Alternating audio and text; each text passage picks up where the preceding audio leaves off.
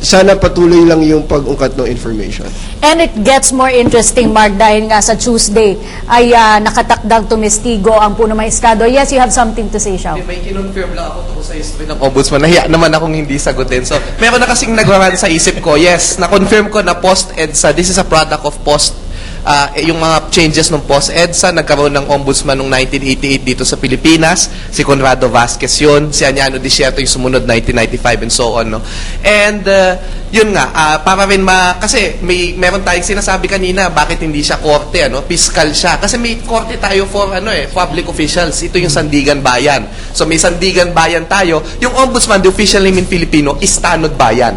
So may Tanod Bayan na siyang nag-fiscalizer. Siya yung fiscal, siya yung nag-investigate para yata, if I'm not mistaken, para iakyat dun sa Sandigan Bayan. So, actually, hindi naman sila magkakampi, pero parang magkatuwang yan. May Tanod Bayan ka, and then may Sandigan Bayan. So, sana tama yung explanation ko. Okay, matatandaan natin, Mark, na paulit-ulit kinumpirma ni Senadora Miriam Defensor Santiago mula doon kay Ombudsman Morales kung ito bang mga findings sa kanyang investigasyon, kung sakasakali ay gagamitin to initiate another impeachment for the Chief Justice next year. Tanungin natin si Congressman Erin, pwede po bang ang Ombudsman ang mag-initiate ng isang impeachment complaint at handa po ba kayo sa Kongreso to go through another one of this impeachment trial? Well, unang-una may kapangyarihan ng Ombudsman mag-imbestiga.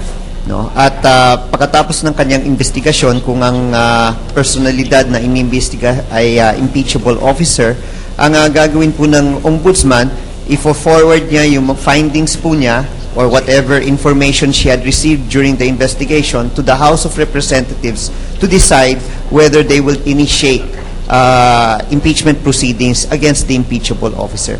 To your second question, kung magpa-file ng pangalawang willing impeachment pa ba kayo complaint, at handa pa ba kayo? Sa ngayon mahirap sagutin. Pagdidesisyonan po 'yan ng ating House leadership. Pangalawa, dahil alam naman po natin sa susunod na taon ay election na.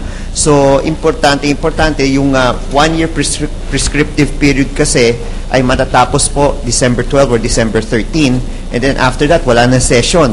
Ang pagbalik po ng Senado ay would be sometime in the second week of January. Ang simula po ng national campaign would be February. So there might be a problem in trying to get enough senators to attend a new impeachment complaint. But again, it will all depend kung ano yung magiging desisyon ng House leadership dito. May katanungan galing kay Gio. Maraming salamat, Congressman Erin. Para sa'yo pa rin, Paalalahanin lang muna natin ang mga tao na gustong mag-tweet. Pwede po kayong magtanong sa @PTVPH o kaya gamitin ang hashtag na ang paglilitis. So, Congressman Erin, isang tanong mula sa Showbiz Government. Kung kilala mo tong grupong to sa Facebook, medyo maingay sila at sikat sila sa mga issues ng panggobyerno. Ang tanong nila ay, kung ma-acquit si CJ Corona, kaya niyo ba daw tanggapin ang resulta? Well, yun po yung desisyon ng ating impeachment court, no? Kailangan malaman rin po natin kung ano yung magiging basehan ng ating impeachment court kung bakit napagdesisyonan na i-acquit ang ating punong maestrado. Siyempre, merong proseso yan, kaya nga may 1-year ban rin So, hihintayin na lang po yung pagkatapos ng 1-year ban, no, malaman po namin kung saan nagkulang yung prosecution at baka pagkatapos ng 1 year, pagdidesisyonan po yan ng House leadership kung pwede uli magkaroon po ng panibagong impeachment. So, ito po ay pinapayagan po ng ating mga batas. Yung problema lang, dapat hindi within 1 year yung susunod na impeachment. Maraming salamat. Tawagin ko naman si Kenneth Magadia mula sa FEU College of Law. Hello, good afternoon po sa lahat. Itatanong ko lang ho, napag-usapan natin na napag-usapan actually sa impeachment court na pwede na gawin ng isang ombudsman na mag-imbestiga at her own instance any public official. Now, my question is, sinasabi dun na she can do it at her own discretion. What does discretion mean? And how vast is that power? Maybe Attorney Ifurong can answer that. Actually, the power of the ombudsman is indeed very vast, no? If I were the ombudsman, I would really, even if it's based on, at least, no, kahit na hearsay muna, I'll try to maybe investigate initially kung there is some basis to further investigate using my powers under the law. Napakadali nun eh. You can subpoena any government agency. And in fact, I still believe that the ombudsman can investigate bank accounts dahil merong ang waiver doon, no? But except for dollar accounts. Yun lang ang ano ko doon. So, napakalawig ng poder ng isang ombudsman. In fact, this is a constitutional office na the ombudsman herself is only removable from office by impeachment. So, kaya niyang gawin lahat, no? He can abuse also his own power, but then, para sa akin, so that good governance, there will be good governance in our government, no? I think the ombudsman should do his or her job properly and try to investigate. I think dapat yung mga medyo matataas na posisyon kasi parang napapansin din natin na wala naman talagang big fish, no? Malaking isda na nahuhuli pa as yet. Nikki? Okay, may katanungan tayo para kay Congressman Erin Tañada, no, bago magtanong yung isang estudyante. Kasi hindi naman naisama itong ill-gotten wealth dito po sa mga aligasyon na isinampa dito sa kaso ni Chief Justice Corona. Paano niyo po ngayon maisasama itong mga ipinakita ng ombudsman kung ang basihan nito ay ill-gotten wealth? Well, tama po yan, no? Pinagbotohan po ng ating senator judges na tanggalin yung isang paragraph, yung 2.4, yung usapin tungkol sa ill-gotten wealth. Ngayon, hindi ibig sabihin na hindi magagamit po namin yung ebidensya na nakuha po namin sa ombudsman dito sa kaso dahil kung titignan po natin, ang Article 2, ang basehan po ng impeachment complaint sa Article 2, whether truthfully diniklara ba ng ating punong maestrado ang kanyang statements, assets, and liabilities and net worth. So, ang tanong, itong mga cash in bank na nakita, no, whether peso or, of course, the question, whether dollars, ito ba'y nare-reflect o naka-reflect ba sa kanyang statements of assets and liabilities and net worth? Kung wala, then yun ang decision point ngayon. Anong pagtingin ngayon ng senator judges dito at anong treatment nila dito? Okay, maraming salamat Kong Erin at meron tayong katanungan mula kay Verna Aliboyog ng Ateneo de Zamboanga University. Verna? Good afternoon po. Yung question ko po is for Sir Weng. Sir, pwede po bang ipatawag ng mga senator judges po yung AMLAC?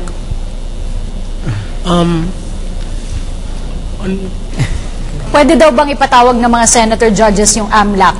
Maybe to verify the report. Yeah, to verify the report. I think you need a court order for that. Kasi on their own as an impeachment court, hindi nila pwedeng gawin yung trabaho ng prosecution na sila yung mga magpapatawag ng mga witnesses. Alam ko ang power ng senators to call people to testify is only limited to in aid of legislation. So if I remember my consti law, but patayo kay Charlie. Linawin lang ito.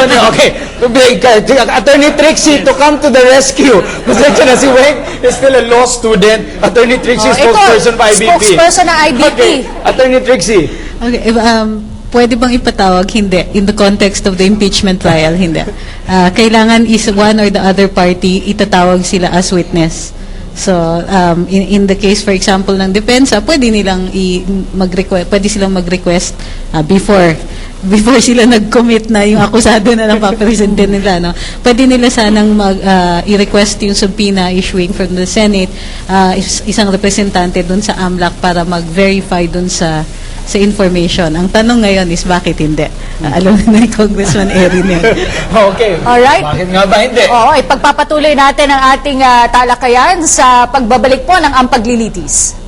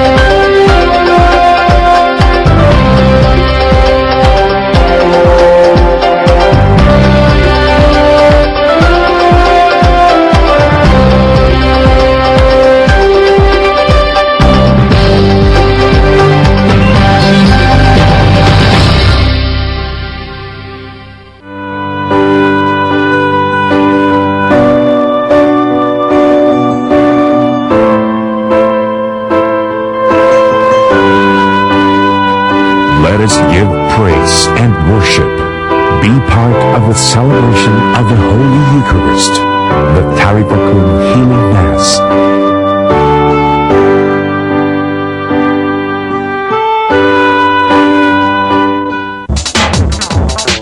Know where your money goes?